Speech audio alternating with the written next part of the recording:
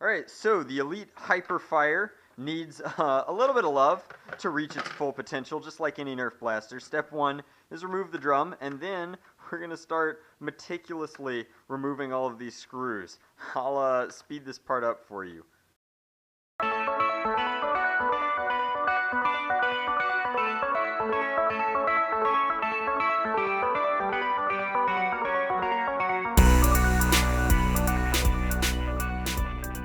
Guys, so now we're going to do what I call butterflying.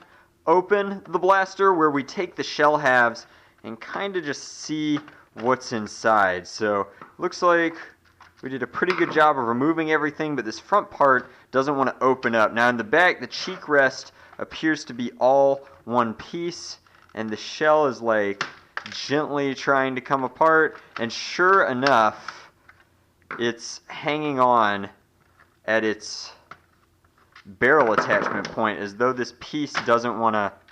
Excellent. So battery tray is accessible from the other side. We knew that. The cheek rest is its own piece and comes off completely. That is excellent for paint jobs. We have the rev trigger down here, which is connected to the flywheel cages up here, which we'll talk about because they're unique in just a moment. But first I want to talk about everything else. This is, of course, our magazine release. Looks like the entire foregrip is hollow, which means that you could, in theory, hide other stuff in here. We're going to keep using the battery tray for this modification because there's plenty of space for a LiPo pack back here already. Coming up and through, you can see that everything is powered by what appears to be an even smaller motor. This is not 130 sized as far as I can tell up front, and that powers our conveyor belt up here. So this is turning a gear, which turns another gear, which turns another gear, which powers through our conveyor belt. And the conveyor belt has these little notches on it, which allow it to grip darts, I assume. So that's one dart there, two, and there appear to be just two of them? Yes, so there are two of these notches per rotation. So each time it goes through, it'll pick up two darts. Now let's start actually taking it apart, because that's what all the internals do and where all the locks are, but we're going to have to remove locks and then actually streamline the electronics for this one. But it looks like it's mostly electronics, a few physical locks like this right here, and that might be it, given that this is an essential piece. Alright, so in order, let's get to it and start dissecting this guy. I missed one screw, but everything else should be reasonably loosened. Always knew I had a screw loose. Here's our rev switch and the lock that prevents it from revving, or prevents the trigger from being pulled until the rev switch is engaged. Now, here's our main lock underneath this trigger, which prevents you from firing unless there's a clip inside.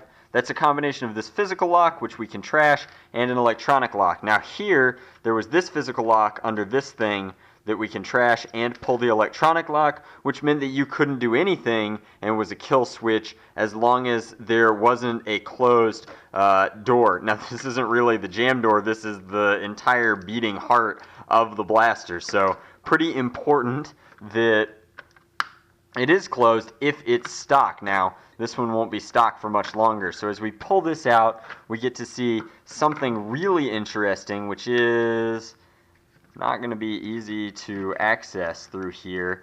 But you can see the flywheels are already canted, which in theory lends to more accuracy. Similar to how a Snickers cage works, like so. You can see that this one's going back. Actually, it's the opposite, but irrelevant. It will be putting some sort of spin on the dart, which will be very, very neat. It looks like they've also changed the dart gate here. It's a little bit different, and still has pins to pop this off, as well as what appears to be some sort of thermistor board down here that we want to remove anyway. We're going to be putting better motors in this ultimately. Then up here, we have this very strange, pretty delicate pusher system with the spindle here, allowing us to engage our dart door.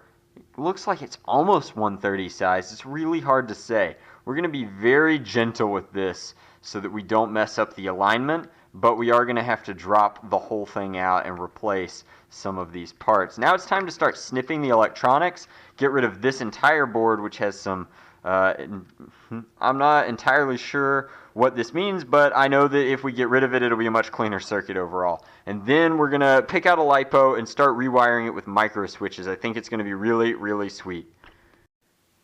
Alright guys, so we're partway into the mod here, and you can see that we've isolated the original flywheels. A lot of interesting things have been learned. The flywheels are thicker than they usually are, and of course we did learn that they are in fact canted in the cage, and they changed out the rubber grips for their old motors with these new kind of like plasticky bits, which are going to be unfortunate because whereas the leads on these motors are off to the side, the leads on the motors that we will be using are out of the top, which means that we're going to have to probably just not use these anymore, in all honesty. That's okay though, we'll lock them in with some other sort of adhesive, but these will go back into the cage, our new motors like so, and then we'll be able to reattach the flywheels on the other side, and we'll have much, much tighter winds and just much higher RPMs coming out of these, and they'll be able to handle the 3S LiPo that we plan on putting in. Now, these little switches, pretty wimpy, won't be able to handle the LiPo's current. These, on the other hand, are high amperage switches that we'll be using after we cut the rollers off of, and we're going to have to carve out a lot of this plastic here to make room for them, but we'll be putting one here as the new rev switch, and then we'll be putting one here as the new trigger switch. And it's going to be a tight fit, but it's definitely going to be worth it. We're also going to have to resolder the leads on here to remove these thermistors, question mark. If you're smarter than me, let me know what these guys are, but those have also got to go, and we've got to make sure we don't mix up these pieces. But it's a tangled mess right now, but everything has been more or less isolated. We'll eventually Dremel a new hole through here to put the LiPoPax leads through. We'll be using an XT60 connector for that. But now everything here is isolated from the shell, which means that we can work on it in 3D space and resolder together a brand new, much better high current circuit. Should be a lot of fun.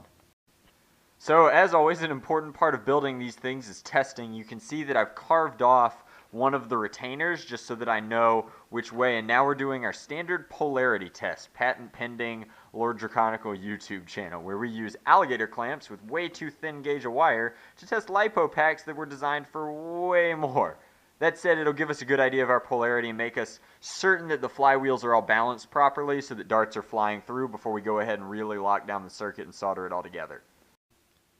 So amidst this haze of plastic and epoxy and all sorts of fun stuff, we have the rewire here. These are 3S Aussie motors. They are going to be pretty sweet. We've already tested the leads and they're working very nicely. This is a splice in the line so that we can fit our other micro switch in. But I did want to touch and talk about how I do my micro switches, because I talk about it every time so that if you watch any one video, you'll know how they work. So these are the high amperage micro switches. I set an epoxy kind of seat for them down in there so that they're aligned with a friction touch. So that's, I mean, impossible to beat. And then once the epoxy starts to cure and starts to get warm and I know that that's where it's going to be, I sink a piece of ABS plastic through the screw port on it to kind of mount it into place. Now there are 3 leads coming off of here. 2 lead through here, which is to our new hole in the shell for a battery, and we've gone ahead and carved out the entirety of this to make way for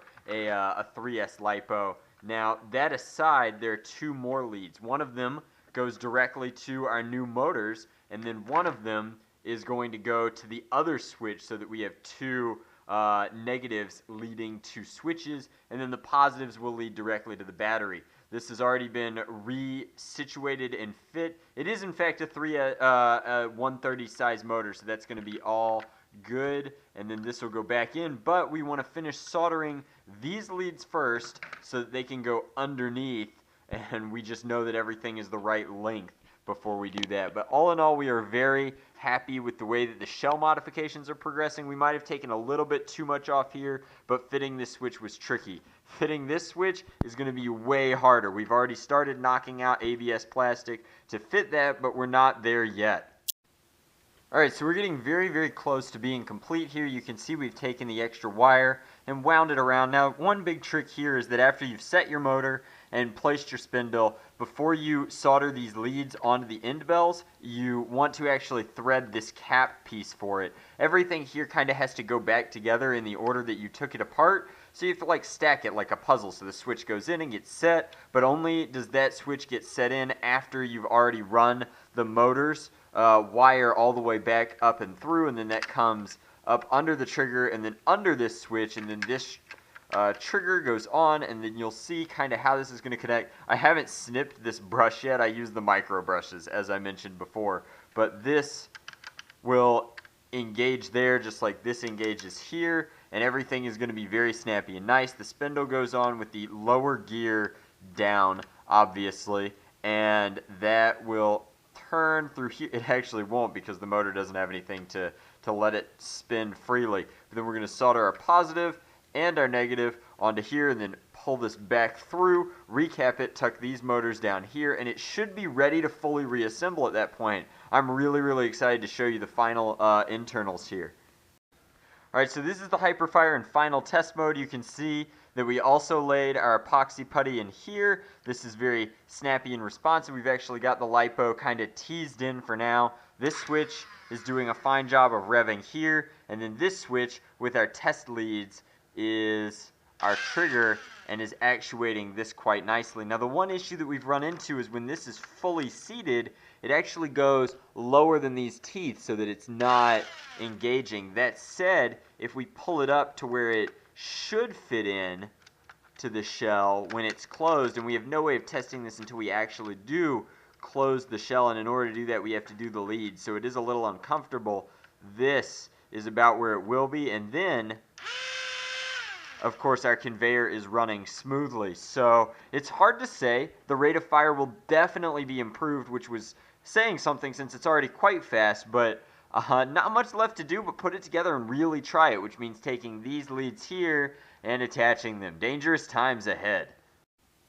Alright, so coming through, this is one last look at the internals. Everything's been wired up, everything is clicky and smooth. We did re-add this lock underneath this panel. The rest of the panels have just been added to store extra screws inside the blaster. So now this is the one lock that I do like to keep, where you can't jam the blaster by feeding darts into flywheels that aren't running. So while it's running, both of these are snappy and smooth. The spring's been re-added, everything's been locked down and re-greased, and we figured out that the issue here was just that the cage wasn't seated far enough into the shell. It didn't want to be all the way in there. So once we locked it down with screws, everything is exactly where it needs to be, and this is going to be really sweet. The only other thing worth mentioning is that this has been connected, so that this is a pretty strong connection for when you're tugging on it to remove that connector, and then we'll feed these through like so, and next time we see these, they'll have a battery connector, in fact this one, attached to them, and then we can start LiPo powering it up, but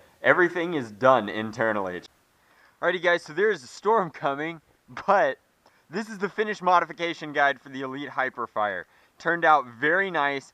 Very little external things are noticeable. In fact, none of them are. It's currently powered off a 3S LiPo with like 2,200 milliamp hours. It's insane how much space there is. This would never run out at any event you could play at, even with how many darts you're firing. It's just crazy. It's powering these motors very nicely. The pusher is achieving insane rates of fire. The only thing left to do is really to show you how it's performing, but I do want to touch on a couple of things.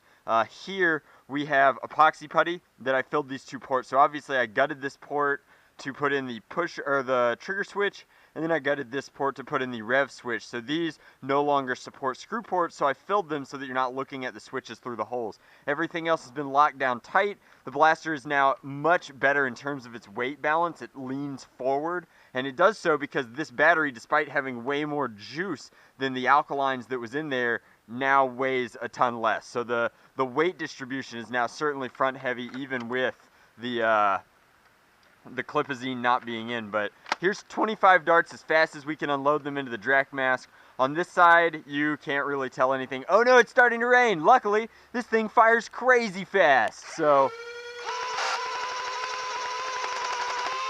I mean, that's a dart hose. I also loaded up a 35 round drum, but this is what the Hyperfire always wanted to be, just like a full-on submachine gun firing full auto as fast as it possibly could and then not dropping torque between shots.